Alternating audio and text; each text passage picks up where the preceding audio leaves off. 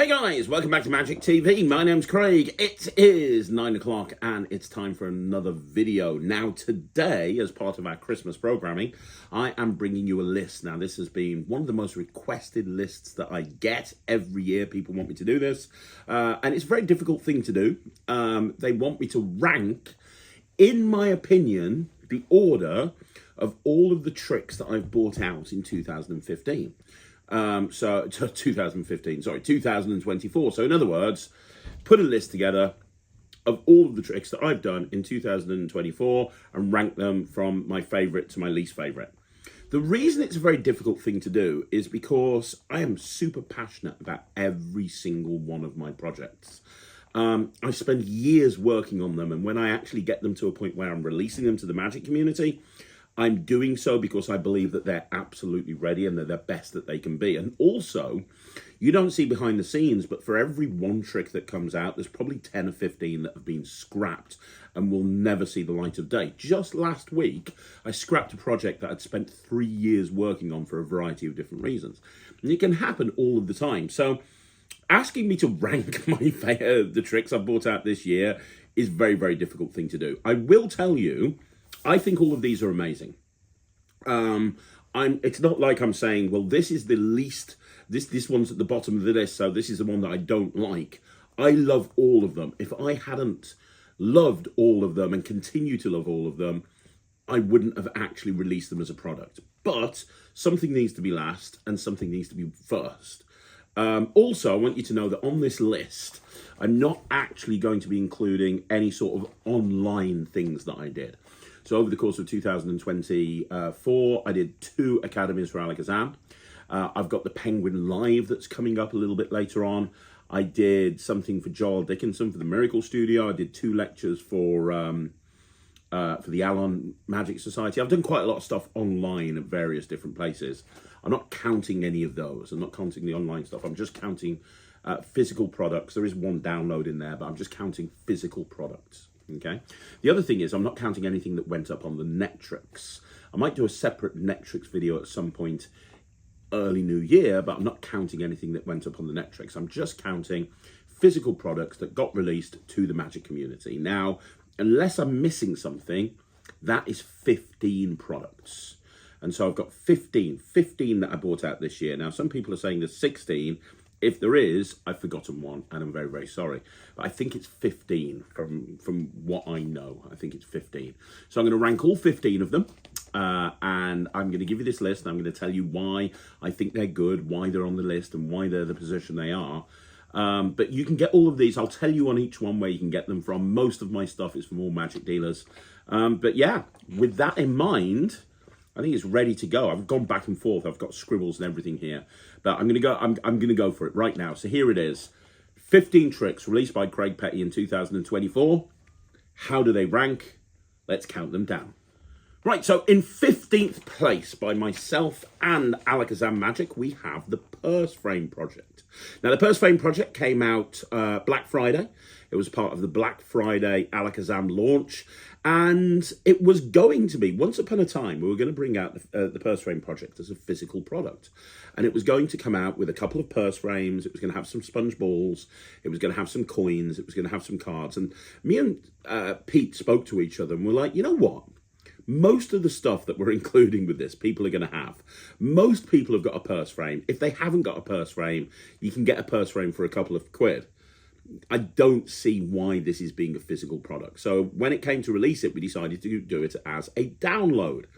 And it's been a very popular download. It's been a very, very, very popular download. A lot of people have had really nice things to say. If you go on Alakazam and you go and look at the Purse Frame Project, you're going to see lots of 5-star reviews. And I was very passionate about bringing this out. I've done a lot of projects with Alakazam on various different decks. You know, I did the Cheek to Cheek project. I've done the Cy Stebbins project, the Svengali project. There's been about 6 or 7. And then I've done some with the 1914 as well. I did Forecast, which was all about the memorized deck. I did the Invisible Deck project. I did all these various different projects. And this was kind of very left field. A purse frame is very, very different to a deck of cards or a gaff deck. And it's also something that I think a lot of magicians dismiss. A lot of people, maybe they buy a purse frame when they first get into magic and then they don't really have anything to do with it. And they don't use it anymore. Or something that will happen is they use it, but they only use it to produce a sponge ball, and then it just goes away and you never see it again. This project was designed to try and show people that a purse frame is actually something that not only can work in the real world, but does work. Now, you'll know, if you've seen me around at conventions, I've always got a purse frame in my pocket. It's one of my favorite things to carry around with me. And it's why when I did the project, I made sure there was performance footage of me using a purse frame in corporate settings, because I wanted people to realize this isn't just some sort of cheap gimmick that you can not use anywhere. This is something that you can use anytime, everywhere. And when it's used correctly, it really is strong. You know, I mean, the first time I saw somebody use the purse frame was Patrick Page. I remember learning his purse frame routine from Vic Pinto's Tricker Tape series. And from that moment on, I was sold. So why is it 15th on the list? I think it's 15th just because I think that, although, I mean, it's a 4-hour tutorial. There's a lot of routines on there. I absolutely believe in this project 100%. But I think that there's other projects that I've bought out that have had that have been more impactful, if you know what I mean. Not that I'm saying this is bad by any stretch of the imagination. It's not. I love it. And what I really like that I did with it is I didn't just do a sponge ball routine and that's it. There's sponge ball routines on there. There's coin routines on there. There's card routines on there. There's some mentalism on there. There's something for everybody. But something has to be in last place, and I think that this is probably it. It's really great. I'd recommend it to everybody, and the price is amazing, but it's 15th place. So in 15th place, you can get it from Alakazam. It's download. You can get it immediately. It's called the Purse Frame Project. Okay, so we're sticking with Alakazam for the 14th place. And in 14th place, we have Toys by myself and Alakazam. So Toys is a toy catalogue. And it was kind of my unofficial Christmas release. Because although you can do toys all year round, it kind of makes even more sense coming up to Christmas, where people are looking for Christmas presents and their Christmas shopping, that you would have something like this with you. But in essence, what it is it's a gaffed toy catalogue. And what that gaffed toy catalogue allows you to do is it allows you, very simply, to do like a 15-20 minute mind reading act with nothing more than a toy catalogue. And the way that the whole thing is put together, Aid Gower really needs to take a bow here, because it was Aid that designed the catalogue for Toys, and he did such a great job. It was very important to me that it looks legitimate and it looks as legit as possible. And I think that's what you've got with Toys. It looks very, very legit. And the store cards that come with them, the gift cards, the loyalty cards, they look really good as well. The thing that I would say is, you know, I would probably say, even though it's 14th on the list, I would probably say I've used Toys as much as anything else on this list in the last month, because it's something that I can just fold up and I can put in my pocket and I'm good to go. I also love the fact that I was able, a lot of people have said to me they love Gossip, and the problem that they have with Gossip is they wouldn't carry around a page torn out of a magazine. I love that I was able to include Gossip into something else that people wouldn't have a problem carrying around. So why is it 14th? Well, I love it, and I will continue to use it forever. I don't think it's as groundbreaking as some of the other stuff on this list, as in, you know, it's not like the techniques within Toys are brand new. We're using the binary system. We're using the number 9 force. We're using a forcing matrix. Nothing there is new.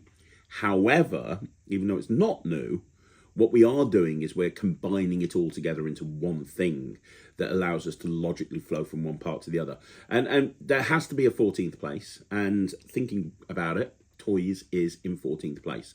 There's a very good chance that if you see me at a convention, I will have this, because this has become a big part of my everyday carry, because everything just fits in a wallet. But it gets 14th place. So in 14th place this year, 2024, it's Toys that you can get from Alakazam.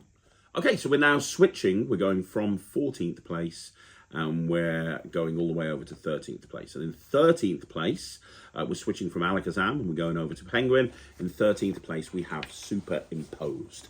Now, Superimposed has sold really well. It's been very, very popular. It's been a real big seller for me. And, you know, I mean, it was a difficult release for me because there was a lot of back and forth on the Magic Cafe at the time over something that was just absolutely unimportant. And it's what kind of made me realise that I really do actually dislike the Magic Cafe, and I dislike being on there, despite the fact that there's people on there that I actually do respect and I like. I hate getting dragged into arguments as much as I do on there. And Superimposed was a big one this year. People were dragging, well, the same 2 or 3 people were dragging me into arguments over and over again. And the argument was based around something that they assumed, but they weren't correct about. It's just frustrating, you know, if you have to spend that much time answering the same question over and over again. And people were making, this is what annoys me about the Magic Cafe. People make statements about stuff without even owning a product. They'll look at a trailer, they'll assume they know how it works, they'll make a statement about it as if it's fact, and they'll tell people why they don't think it's very good, even though they don't own the product or they don't actually and haven't seen the tutorial. And that's what's most frustrating about the Magic Cafe. So I think the reason this is in 13th place is because I remember at the time when it came out, it was a very frustrating period of time for me that I was having to constantly go on the Magic Cafe and defend myself. And, you know, I know people are going to say, well, you shouldn't have to defend yourself, and you shouldn't, no. But my attitude is my job as a creator is to promote anything that I bring out on behalf of the production company I'm working for. And so one way that you promote yourself is by going on the Magic Cafe. And even though the Magic Cafe almost daily becomes more irrelevant as we go, it's still a place where I can connect with people who potentially might buy the product. But in essence, what Superimpose is it's a 2-phase collector's routine. And it did what I needed it to do, which is I was looking to do a collector's routine where people would look at it and go, I would do that, because a lot of people don't like collectors. So I wanted it to be self-working, which it is, and I wanted it to have a second phase. I wanted it to be very, very fair, which it is, so that you can literally put the aces to one side. The aces never go back to the deck. That was my criteria. Once you took the aces out, they never go back to the deck. I didn't want there to be a card control. I wanted there to be a second phase. I wanted the aces to be examinable at the end. I wanted there to be an impossible object that was created. And I managed to do all of that. The actual first phase of the collector's routine is great. And then the second phase is even stronger. You end up with some insane cards that are specially printed that just, you know, look incredible. So it did exactly what I needed it to do. I'm very proud of it. I do it all the time. It's in my case at the moment. And you know what? I did a gig about 3 or 4 days ago, and I don't know if you guys know how I work at a gig, but every gig I've got a completely different set. I have like 4 or 5 close-up cases. I'll grab one of the cases, and then I'll look at what's in there and I'll figure out what's the best thing to do, and I'll take them out and put them in my pocket. And just a couple of days ago, that was my main routine. I had that literally set up right-hand pocket, and I was doing it all night. And I absolutely love this routine. You can see on the reactions, the actions are really strong. If you like collectors, if you don't like collectors, it's absolutely well worth checking out Superimposed. You get everything you need to do it, and it's completely self-working. But it only gets 13th place on the list. Let's move on to number 12. Okay, so 12th place. 12th place is another one from Penguin Magic. In 12th place, we have Level Up. Now, Level Up's an interesting one because I've had more people come up to me and tell me how much more magicians. When this came out, I can't remember, around about the Blackpool Magic Convention, just after the Blackpool Magic Convention, I don't know, earlier on in the year. But I remember having so many people come up to me at a convention and saying, oh my God, I saw this. I love the idea. It's brilliant. It's brilliant. It's brilliant. And a lot of creators of magic were coming up to me going, what an amazing idea. Oh, why didn't I think about putting coin magic into game cartridges? And everyone who's bought a Level Up has talked about how much they love it. And I use Level Up all the time. Ryland, who's very, very picky when it comes to magic, this is one of his everyday carrots. So he has a Switch. He loves Switch. Zelda is his favourite thing in the world. and he carries this around. He's got this. He's used the little case that comes with Level Up to put all his normal games in, but he's also got Level Up in there, and this is like a big everyday carry item for him. He does this all the time. So Level Up is great. I'll tell you, I'll be completely honest with you. Out of everything I bought out with Penguin, this was the one that sold the least. I say it's the one that sold the least. It wasn't bad by any stretch of the imagination. It sold, a lot. It did well, but out of everything that I bought out, it was the least best-selling trick. And I think there's a couple of different reasons for that. And I think one of the reasons is it only appeals to a certain type of performer. A lot of people that are older might not necessarily understand or want to carry this around with them, because maybe it'd be a bit odd for somebody who doesn't even own a Nintendo to carry around like a set of Nintendo Switch cartridges. It could be because I know that anybody who's got it hasn't had a problem at all, but a couple of people that have looked at the trailer said, I wouldn't want to use those games because they're not real games. And my attitude towards that is nobody who's got a Switch would know every single game that's come out. And having performed this for years, nobody has ever said, hang on a minute, that's not a real game. Never happens. But, you can change the stickers if you want to. Very, very easily. You can change the stickers and you can change the actual gimmicks if you want. And that's an easy thing to do. But I think there's a couple of different factors as to why it hasn't sold as well as I wanted it to do. But it's been very well received, and that's the most important thing. Everybody who's bought it has absolutely fallen in love with it. Everyone who's bought it has gone out and performed it, and they come back to me and they go, oh my gosh, this is amazing. And, I'm all about taking tricks and trying to make them more organic. And you see that again and again. Like if you go back to ED Seat was my attempt to take... ED Seat was my attempt to take the binary system and make it more organic by putting it into receipts. Chop was my way of taking a chop cup and making it more organic by, being able to just carry a pen around with you and do it with a borrowed cup. That's what I try to do with a lot of my magic. I try to make it organic. That's kind of my thing. And that was the whole thought process behind Level Up. And it's worked really, really well. Unfortunately, I don't think it's the sort of thing that has mass appeal. No magic trick has mass appeal. But I think this has got a very niche market. But I'm very proud of it. I'm very, very proud of it. But there you go. So in 12th position, we have Level Up by Penguin Magic. Okay, now in 11th position, we have the Mirage Deck project. The Mirage Deck project by Alakazam and myself. Now, the Mirage Deck project is one of the projects that I'm most proud of. And I'm very, very happy that it has inspired so many people to use a Mirage Deck. In fact, there's a principle. I'm not going to say what the principle is. Anybody who's got the Mirage Deck project will know what it is. But there's a principle in the Mirage Deck project that basically allows a Mirage Deck to be used as a 26 way out. And I got approached by a very big name in Magic who's writing a book. And I'm not going to say who the name is or what the book is, but it's a very, very, very big name.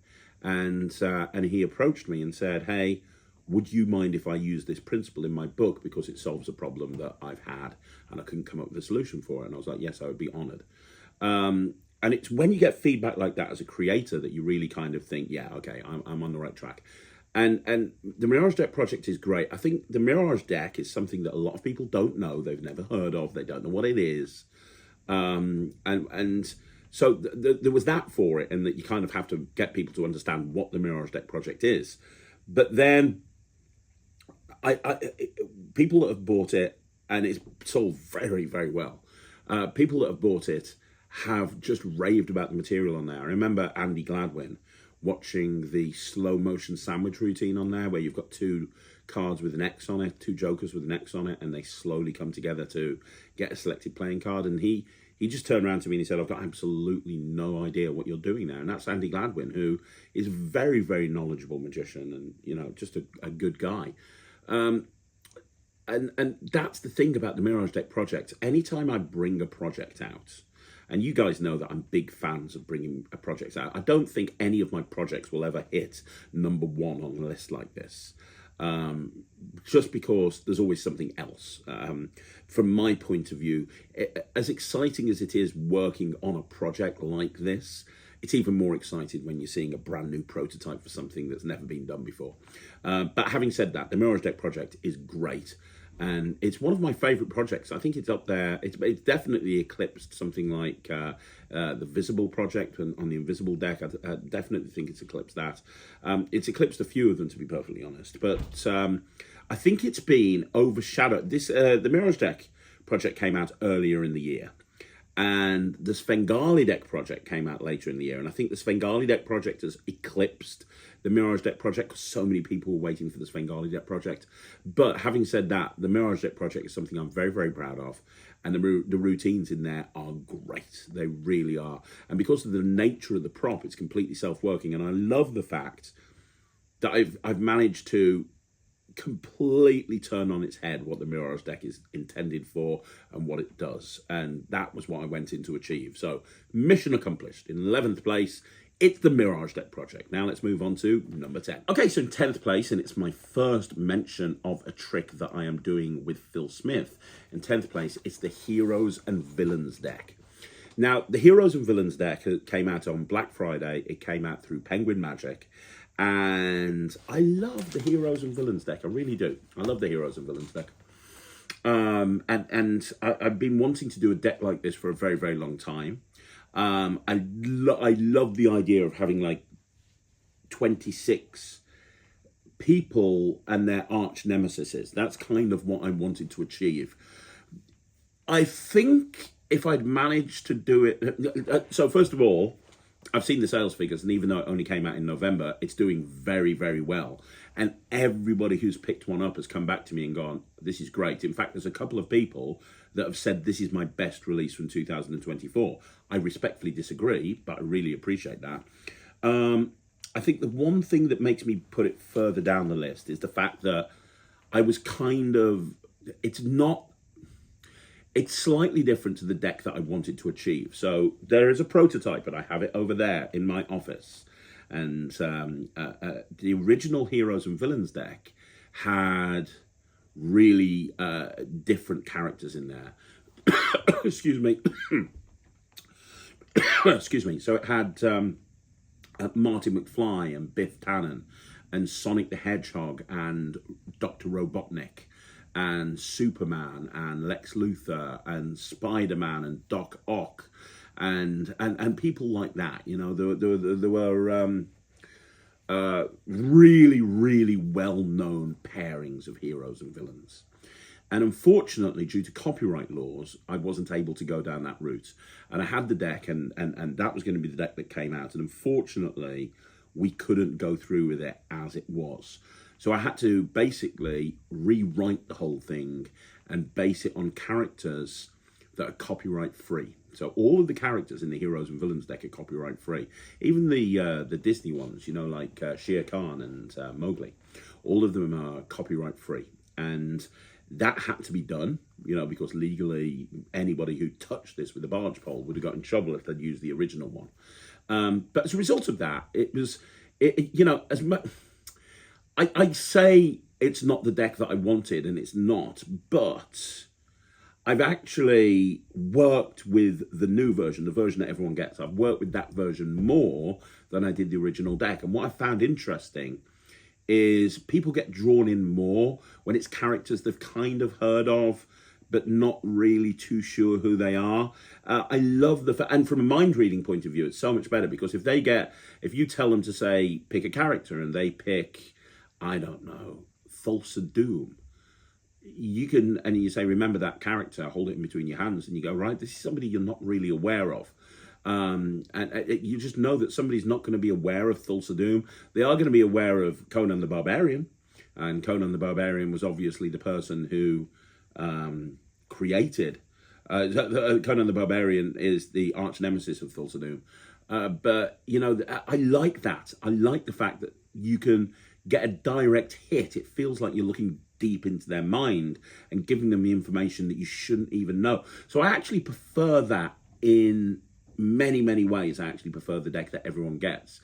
It's just, I really wish I had some really cool ideas for you know, cards with Biff Tannen on and stuff like that, and Marty McFly, and but you know, it is what it is, and that's the thing that you have to learn as a creator. Sometimes you have to make sacrifices. Now, sometimes those sacrifices are made during the creation of a trick. So sometimes, you know, you have to sacrifice the creation of the trick. Other times, yeah, and what I mean by that is, you look at the quantum deck, for example. You know, I was trying to make the perfect card any number, and there's certain sacrifices that you have to make. For example, the spectator can't deal through the cards. You have to deal through the cards. So a lot of the time, there's a technical thing that you have to sacrifice. Other times, it's not a technical thing, but sometimes you have to sacrifice something like this, that like the way that you envisage the project isn't how you want it to be, and then you have to make a decision. Do you want to carry on with it in its new form? Is it still going to be a viable thing that you think will provide value to the community? I mentioned earlier about something that I've been working on for 3 years, and one of the reasons that I did that is purely because it changed. It had to change, and it changed to a point that I didn't think that it was good enough. So it got binned. And it's frustrating. It's like really, really hard when that happens. With heroes and villains, that's not the case. I've actually grown to love this deck more now that it is the way it is than it did before. And it's been very well received. It's early doors. It only came out in end of November. It's only December now, so it's very early doors, but it's really doing well, and people seem to be vibing with it, which is great. But it's 10th position. So in 10th position, it's the Heroes and Villains deck by myself, Phil Smith, and Penguin Magic. Okay, 9th position. In 9th position, we have another Phil Smith collaboration. This is me, Phil Smith, and this time Lloyd Barnes. Me, Lloyd Barnes, first time we teamed up together ever. Along with Phil Smith, we bought the world earlier this year, the Infinity Deck. Now, the Infinity Deck is a really cool concept. It's the sort of thing that I like to do when I'm creating magic, which is I like to take a principle that is very well known and see how I can turn it on its head and see what I can do to change that principle and make it better. Now, in this case, I've always loved the Cran principle, Cran 101, the 5-star deck, whatever you want to call it. I've always loved that, and it's always been with playing cards, understandably, because it is a playing card principle. And my original inspiration for this was thinking, well, what would have happened if I did that with images? And I had the idea of having images. And the beautiful thing about having images and making it a photo deck is that a photo deck means that you're never getting any duplicates in the deck. With a pack of cards, you've got duplicates, and obviously it's not a major problem, but it could be an issue. With this, you've got no duplicates. So, and here's the interesting thing: the first company, I didn't really officially pitch it to them, but the first company that I spoke to about this was Vanishing Ink. And I spoke to Andy Gladwin about it and told him about the concept. Really more of a, what do you think of this? What do you think of that? But Lloyd then came on board, and he loved it. And he said, well, what if we do this and this and this? And all of the stuff in there with, you know, I believe I can influence what you choose and all that sort of stuff. That all came from Lloyd. It was sitting down for the day and jamming ideas with this deck and really just kind of making it even better than what it was. So, because initially when I came up with it, it was a one-trick pony. It was literally just a one-trick pony. And then it was Lloyd that says, well, we've got these 26 other cards. Let's build something into those 26 other cards. So you've got the Force cards and you've got the other cards. And then our mind just went in so many different directions, and we had so many different ideas, and it ended up being the Infinity Deck because it's infinite in terms of what you can do with it. And then the finishing point was having Phil Smith come on board to do the photos and the back design and everything. And interestingly, we came to Phil about this before Evoke. And so this deck was designed before Phil came up with the idea of having full words marked on the back of cards. And so the marking system is very stripped back and very, very basic compared to a lot of the stuff that I do with Phil. That's because this was done before the thing that kind of changed marking systems forever. But it didn't really need to be any more than what it is. You know, the marking system tells you everything that you need to know. Yeah, but it's a great deck. You know, again, a lot of people do it. A lot of people love it. I love the fact that you can do like a 20-minute act with it, or you can just do one routine. And I've been doing a lot of lectures over the last few months, and this has been like a stand-up part of my lecture. I've been doing this a lot, like a lot, a hell of a lot. Yeah, it's great, and it was super fun working with Lloyd. I'm working with him again on a few projects coming up in the future. There's 3 or 4 things that I'm working with him on. The next one I shot yesterday, so there you go. That's coming out very, very soon. January, mark your calendars. The next Lloyd Barn Craig Petty collaboration. But it was great fun working with Lloyd. He's one of my best friends in the world, and yeah, the Infinity deck. I really do believe that, because there's not many photo decks around this. That you've got the Gallery by Mark Spellman. Obviously, you've got the Big Daddy, you've got the Governor, you've got David Jonathan with Snaps. You know, and there's a couple of others. You know, Patrick Redford has put some really clever stuff up based around memorized decks. But this was something, a very, very different approach to image decks, and I think it's something that has really hit home, and it's done very, very well. So there you go. That's 9th position. In 9th position, you have the Infinity deck. Okay, so now we're on to 8th. In 8th position, it's another Craig Petty, Phil Smith collaboration. In 8th position, we have Mind Blocks.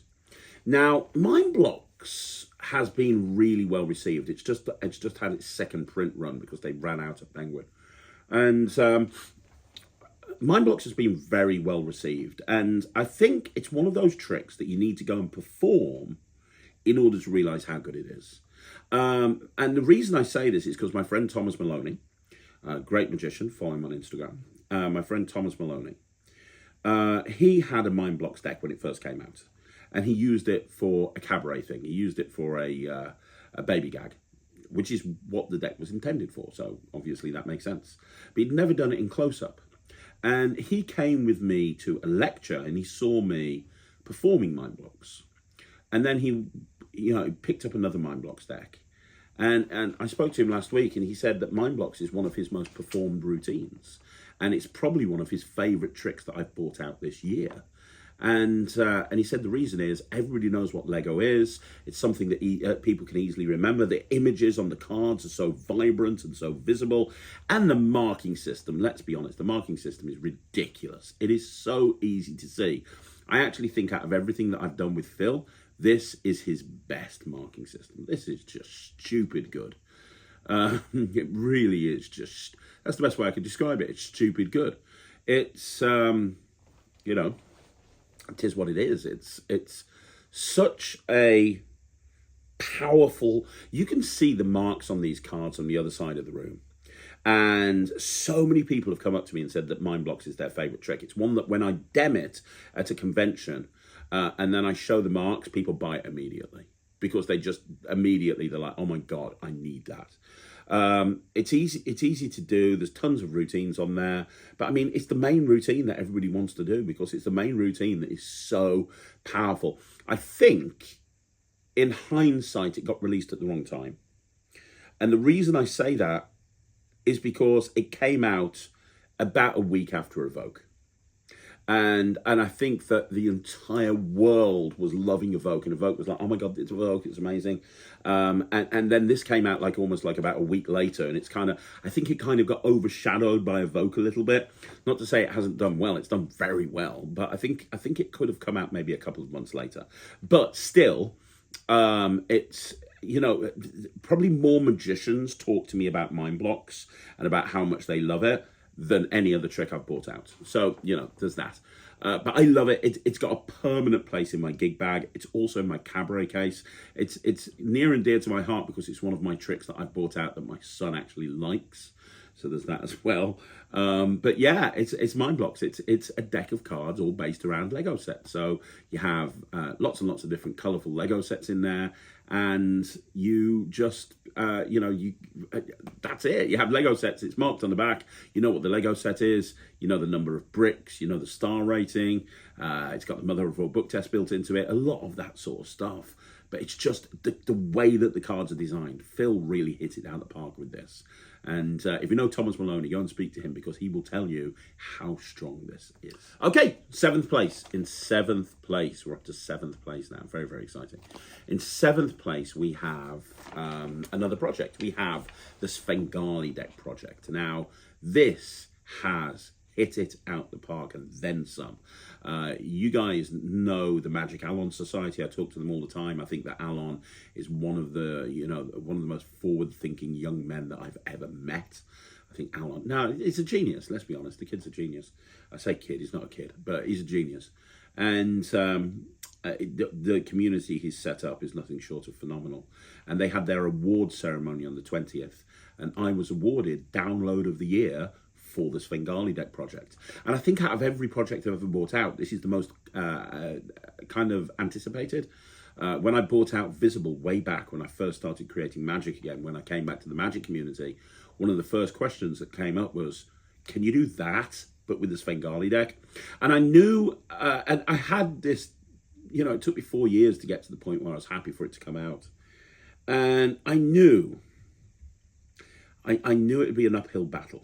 And I knew that because the Svengali Deck is kind of looked down on by every single magician. They all look at it and they all go, oh, it's a Svengali Deck. Okay. And nobody does it. It's that trick that everybody buys and nobody actually does, right? You do it for a while and then you get better tricks and you don't do it. And I really was very passionate about wanting the Svengali Deck project to show people that, no, you can actually take a Svengali Deck and you can use it and do it.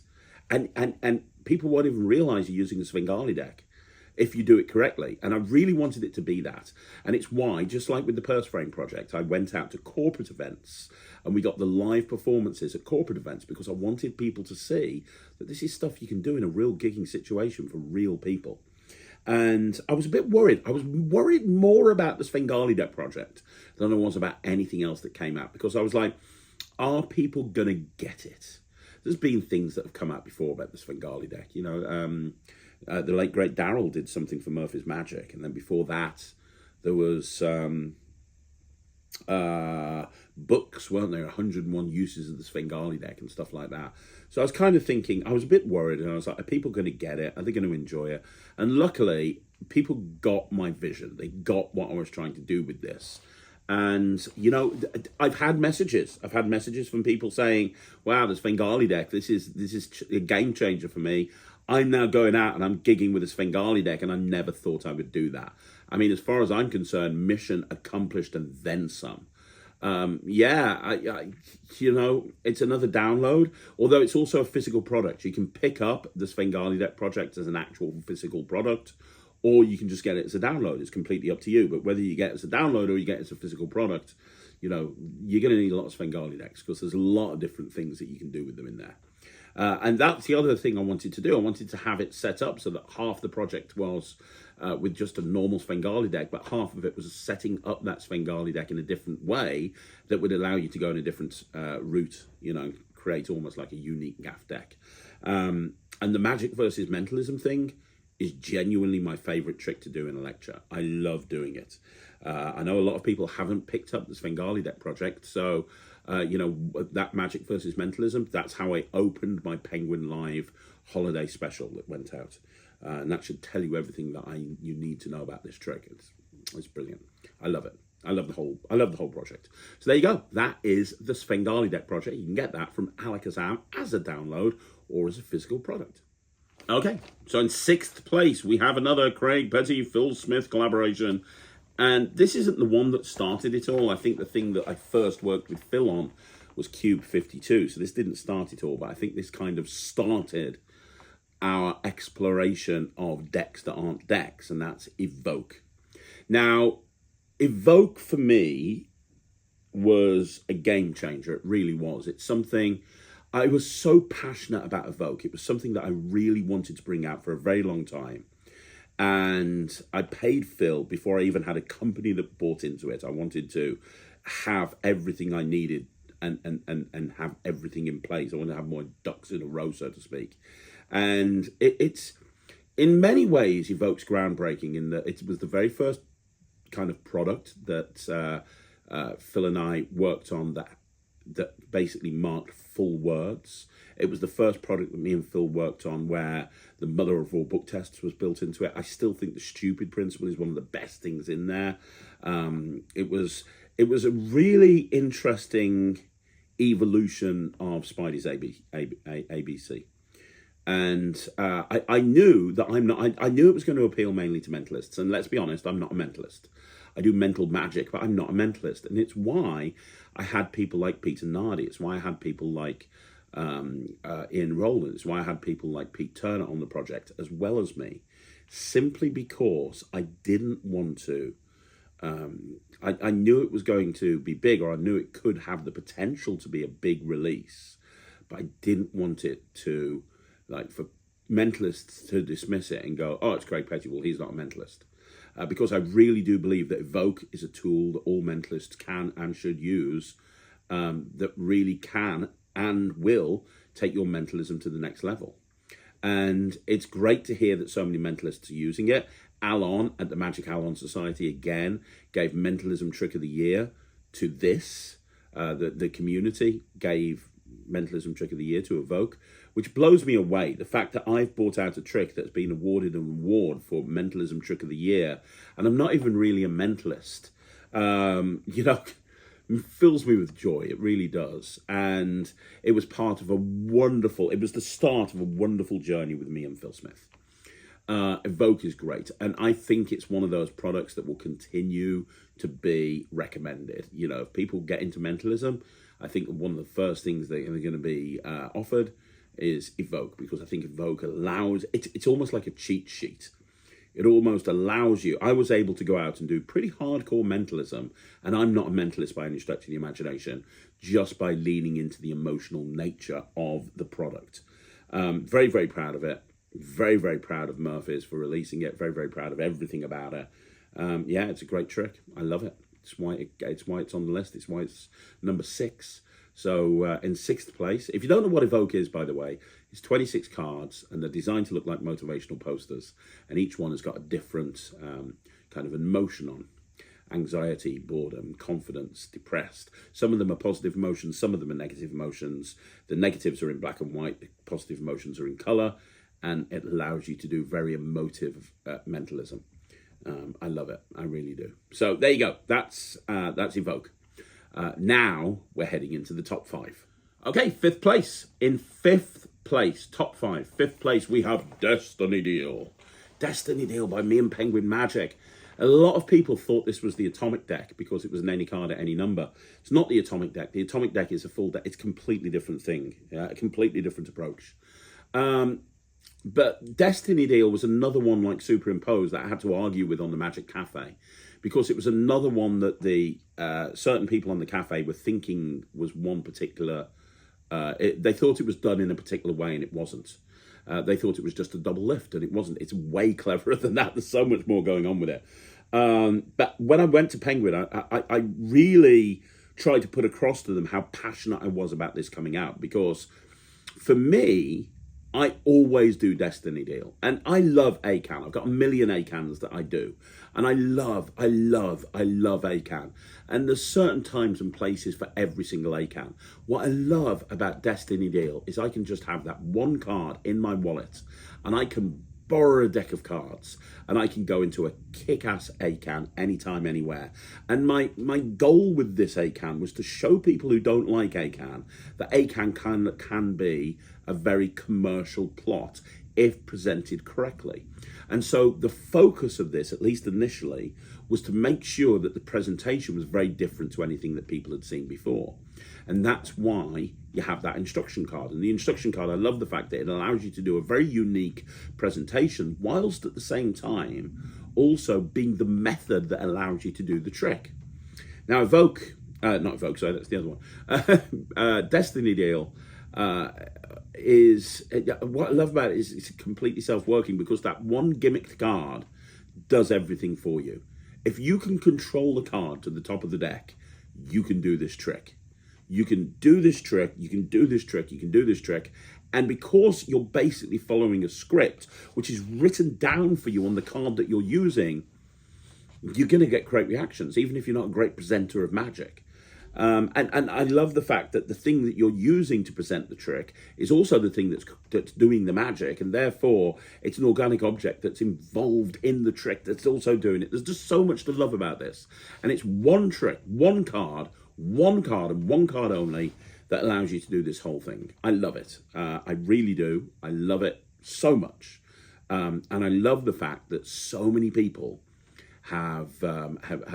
This is one of my best-selling tricks of 2024 with Penguin. It sold a lot. I think as it stands, there's only one trick that sold more than Destiny Deal, and that's coming up later. But this trick has sold a lot, and I think a lot, and I haven't seen one negative piece of feedback about this. So yeah, I mean, I love it. It's why it's top 5. In 5th place, it's Destiny Deal by myself and Penguin Magic. You can get it directly from Penguin and anybody who wholesales from Penguin Magic. Okay, so now 4th place. In 4th place, I've got, through Alakazam and myself, the Bag Reborn. It's crazy to think that I've only really got one coin trick that's come out. I'm a coin guy, and out of all of my releases, there's only one coin trick this year. I feel bad. I feel very sad about that. But if it's only going to be one, let's make it the Bag Reborn. So the Bag Reborn has come out at November. It's taken the world by storm. It's part of the Elite coin range. I cannot believe that Alakazam have managed to get it priced at £45. It's ridiculously cheap. You get 2 bags. You get 5 $half, circulated $half. You get a Chinese coin. You get a very long tutorial. And you know what? Both myself and Alakazam have had so many emails about the Attack of the Bag project. And I think Alakazam got the brunt of it. And I think the reason is a lot of my releases from the old days get released through Alakazam. The Mirage deck, the Mirage coin set, the Nightshade coin set. A lot of the stuff that I did back in the day has come out through Alakazam. And so they kept pestering Pete about the Attack of the Bag. And this was on the cards for a couple of years. And I'm really glad that we've done it. We managed to get the bags completely redesigned to my specifications. It was very important to me that the coins were included as well. I wanted because one of the things that I had back in the day is I didn't get coins, and even though any coins could work, I love the fact that we're including coins with it. I love the fact we're including 2 bags with it. And I also love the fact that Pete let me go wild with routines. That was important to me as well, because the original Attack of the Bag had 9 routines. The original Return of the Bag had 9 routines. Some of those routines I've completely updated. Others I've scrapped completely. And I've added a load of new routines as well. I said the same thing to Pete that I said to him with the Mirage coin project and the Nightshade coin set, which is, if we're going to do this, I'm going to load it up. I only want to do this if we're going to make it better than the original, even though the original's not been available for a long time. And he just said, yep, okay, do what you want. And it took so long to get the live performances for this project. It took days. I was going out and I was getting performances and I was getting more performances, and everything was worth it. I really wanted to show people that you can do this trick in the real world and you can get great reactions. And I knew that people were going to be like, what's a bag? And I wanted people to understand that you don't need to justify it. It's just a bag. You just keep some coins in it. It's got a mesh front, so you can see the coins in the whole time. But look at the reactions to this trick. The reactions are insanely strong. Why are the reactions insanely strong? The reactions are insanely strong because this just works, and it's capable of so much. You can literally just take a bag out your pocket with a few coins in it, and you can do a 30-minute act. A 30-minute act. With regular coins, and then you don't even need to use the bag. You can just take the coins out the bag, use the coins, put the coins back away, or you can use the bag, or you can take the bag out, tip the coins out, and use the bag as a little mini close-up pad.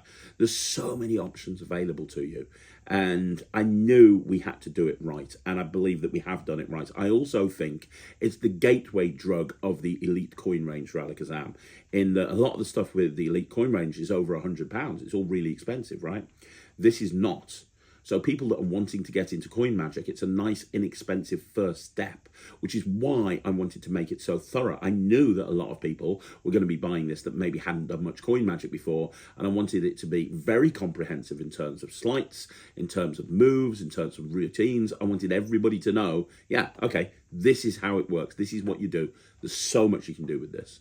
And I'm very proud that Alakazam have brought it out. I'm very happy that Alakazam treated it right. And I think this is a thing that's going to continue to sell. I think people, when they get into Magic, this is going to be one of the big things that they will get initially to get themselves into coin Magic, because it takes people right from beginner level and shows them how to do pro level Magic. There you go.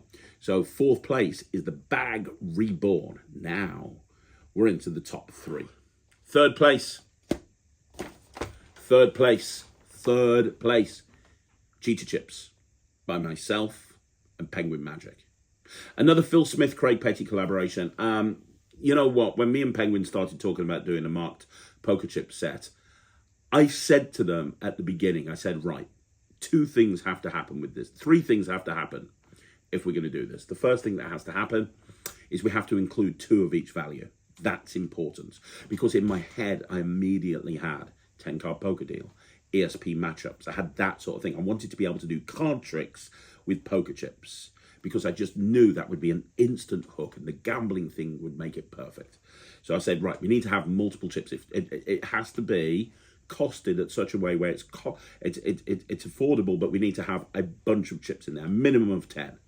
And they were like, yep. And I said, next, it needs to have some gaff chips as well, because for replicating card routines with chips, we need to have double backers, we need to have double faces, we need to have blank faces. And they were like, yep. And I said, finally, Phil has to come in and Phil has to design the marking system, because there's nobody better. And I would never not use Phil if the option was there. And they were like, yep. And that's where we were. Phil Smith has built the optical marking system into these chips. And when he said to me, I'm going to use the optical marking system to mark these chips, I was like, Phil, are you having a laugh? Finally, you've lost it. And then when I saw it, I was like, dude, these are just so good. And they are, aren't they? For anyone who's got cheetah chips, they are so good. And I think the thing with cheetah chips, and one of the reasons it's in the top 3, is because they're so fun. They're so fun to perform with. It's a little bit like Focus that I'm going to talk to you about in a bit. It's a little bit like Focus in that you can go out and you can just do magic with these things. Absolutely not a problem. You can go out and you can do mentalism with these things. Absolutely not a problem. You can go out and you can do a 20-minute, a 30-minute act with nothing more than poker chips. And you can go from one to the other to the other. And it's very adaptable as to how you use it. You can just take 5 chips out. You can take 10 chips out. You can take 1 gaff and 5 chips out. If you've got tables, you can do certain routines. If you're in the hands, you've got certain routines. If you're doing strolling, you've got certain routines. And the hook is immediately there. They look like poker chips. They feel like poker chips. They act like poker chips. And the marking system can be seen from a mile off. And even if you're almost legally blind and you can't see the marking system, over half of the routines don't even use the marks. I love this. I really do. And I remember Penguin, and especially Eric Tate, being really excited about this when I went to them. Went to them about this, and immediately they were like, oh, this is good. Yeah, definitely this is one that we're going to be doing. Yeah, I'm glad that we have, because it's sick. It really is.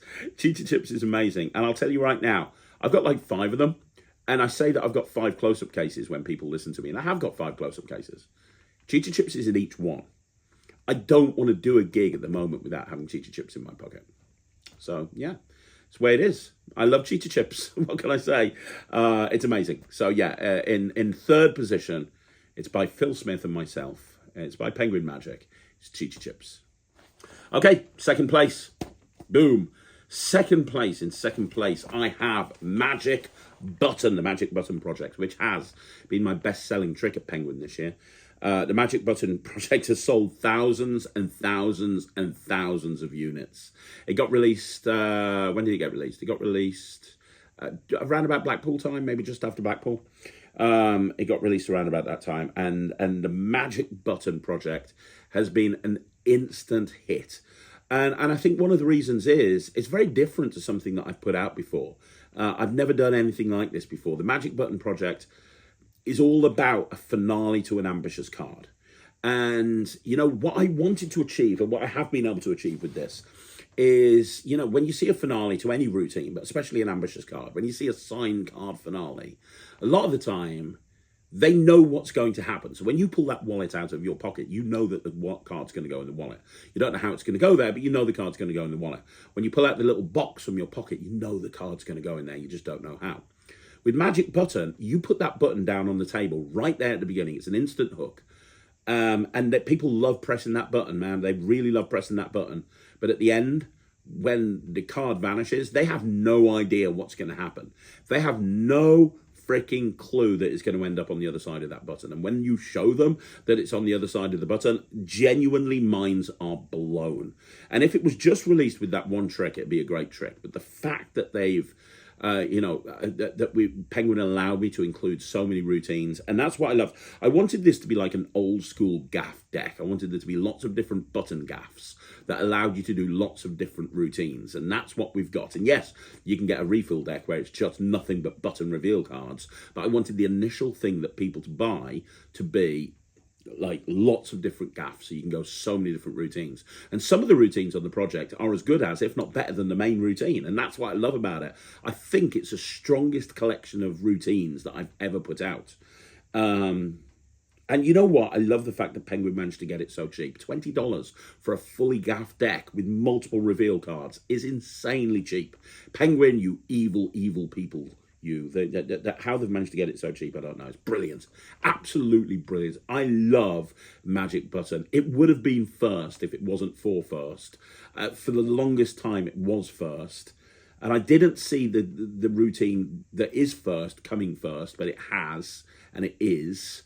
That Magic Button is still amazing. So in second place, Magic Button. Right, let's go to number one. Right, in first place, boom, from me, Phil Smith and Murphy's Magic, we have Focus.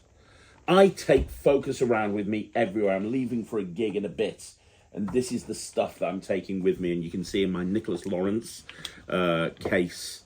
And by the way, I'm not including any of the stuff that I did for other people. That's not included on my list. So Vanishing Deck, Super Picks by Josh Birch, Easy Tones by Rich Relish. None of those have been included on this list because they're not my tricks, right? I can't include them if they're not my tricks. But this bad boy, this is the deck that I always wanted. I'm not a mentalist, right? And when Evoke came out, and I love Evoke, I really do, but that's not my style of Magic. Anybody who knows me and has seen me perform, especially in the real world, you'll know that's not my style of Magic. This is my style of Magic, because it's not like emotional mentalism, and I love Evoke and I will always stand by it, and I know so many people use it and love it, but it's not emotional, it's fun. Lloyd Barnes summed it up best. This is Evoke but fun, and it really is fun because you've got the same emotional attachments. People are emotionally attached to movies, they really are. So the fact that you've got a deck of cards and you've got all these movie cards here, and then you've got all the quotes cards, I love the fact that you've got so many different options built into these cards. You can have the cards shuffled, you can have them in stack, you can have them I typically will have the movie posters shuffled, and I'll have these in stack. As you can see, these are in stack. But you can go into any way you want to.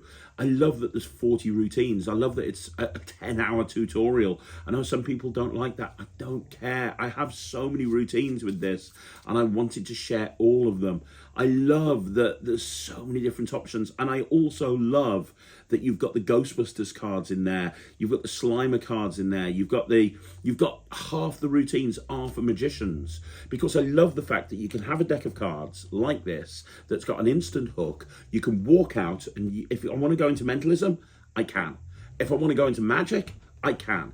I can decide in the middle of a performance if I want to. If I want to just use half the cards and I want to go into some stack work, that's fine. If I want to not go into stack work and I want to do more visual stuff, that's fine. If I want to do matchups, I can. Everything looks like what it's meant to look like. You tell me that this does not look like a movie quotes deck, the sort of thing that you'd see on the shelf in some sort of bookstore or something. I just love it. I love it. And you know what? I do this all of the time. You know, I'm constantly working on new routines. Constantly working on new routines. And because of that, some of the older stuff will get shelved for a while. And I'll always come back to it. It'll get shelved for a while. I shot this months ago. And normally, this would have been shelved as I'm working on something else. This has never been shelved, not yet. It won't be, because it's in my case. It's in every case, and I'm just constantly doing it, and I love it.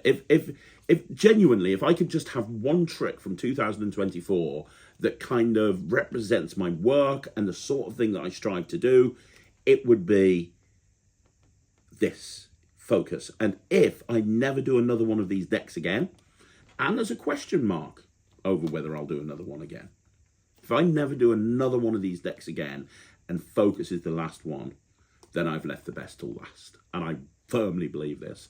And anybody who's got this, I can't imagine anyone not saying how amazing it is. So there you go. That's focus. I love focus. It is, putting it back in my case, it is my best trick that I released in 2024. So there you go, guys. That's another video in the bag. We have there my top tricks of 2024. I've ranked my 15 releases and I've let you know what order they should be in. Now it's over to you. Do you agree with me? Do you disagree with me? Do you think that it should be the order, or is there a different order? Which ones have you got? Which ones haven't you got? Are the ones that you want to pick up and you haven't picked them up yet? I want to know. Let me know in the comments down below. Seriously, I'm going to have some time off over Christmas. I'll be able to answer a lot more comments. So leave some comments and I will reply to you. Outside of that, thank you so much for joining me on this video. We've got a lot of Christmas content coming up this year on Magic TV, so make sure you watch out for all of it. On Boxing Day, there's a big lecture. Don't forget Christmas Day at Penguin. You're going to have the Penguin Holiday Special with myself, Carissa, and Eric Tate.